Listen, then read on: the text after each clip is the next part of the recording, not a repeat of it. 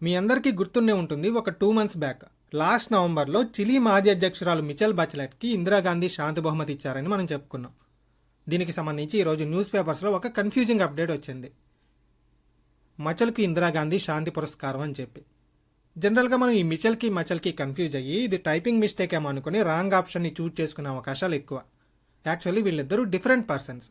So ఈ కన్ఫ్యూజన్ని avoid చేయడానికి టాపిక్ని కొంచెం బేసిక్స్ నుంచి స్టడీ చేద్దాం. ఈ ఇందిరాగాంధీ శాంతి బహుమతిని ఇందిరాగాంధీ పీస్ ప్రైజ్ అంటారు, ఇందిరాగాంధీ ప్రైజ్ అంటారు, Indira Gandhi prize for piece డిసార్మమెంట్ and development అని కూడా అంటారు. దీన్ని 1984లో మరణించిన మన భారత మాజీ ప్రధాని ఇందిరాగాంధీ జ్ఞాపకార్థం 1985లో ఎస్టాబ్లిష్ చేశారు. 1986 నుంచి ఈ అవార్డుని ప్రదానం చేస్తున్నారు. ఇప్పటి వరకు 40 మందికి అవార్డుని ప్రదానం చేయడం జరిగింది.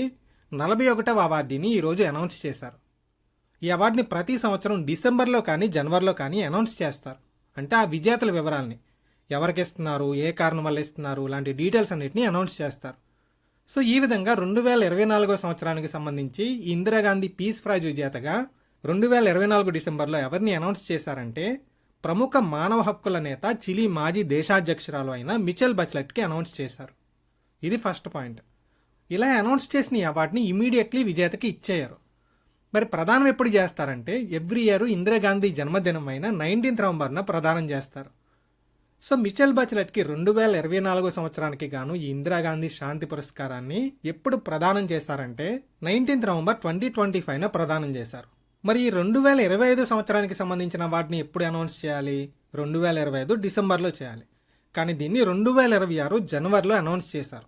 మరి ఈ అవార్డుని ఎప్పుడు ఇస్తారంటే 19th నవంబర్ 2026న ఇస్తారు. మరి ఈ సంవత్సరం ఈ అవార్డుని ఎవరికి ఇస్తున్నారంటే మొజాంబిక్ దేశానికి చెందిన రాజకీయ నాయకురాలు, మానవతావాది అయిన గ్రాసా మచెల్కి ఇస్తున్నారు. ఈవిడ దక్షిణాఫ్రికా మాజీ అధ్యక్షుడు నెల్సన్ మండేలా యొక్క 3వ భార్య. ఈ అవార్డుని గ్రాసా మచెల్కి ఎందుకు ఇస్తున్నారంటే for her path breaking work in the fields of education, health and nutrition, economic empowerment and humanitarian action carried out under difficult circumstances. విద్య, ఆరోగ్యం మరియు పోషకాహారం, ఆర్థిక సాధికారత, మానవతా చర్యల్లాంటి రంగాల్లో క్లిష్ట పరిస్థితులను ఎదుర్కొని కూడా ఈవిడ చేసిన కృషికి గుర్తింపుగా ఈ అవార్డుని ఈవిడికి ఇవ్వడం జరుగుతుంది. సో మచెల్కి కన్ఫ్యూజ్ అవ్వకండి. 2025లో ఎవరికి ప్రదానం చేశారంటే మిచెల్ బాచెలెట్కి, 2026లో ఎవరికి ప్రదానం చేయబోతున్నారంటే గ్రాసా మచెల్కి.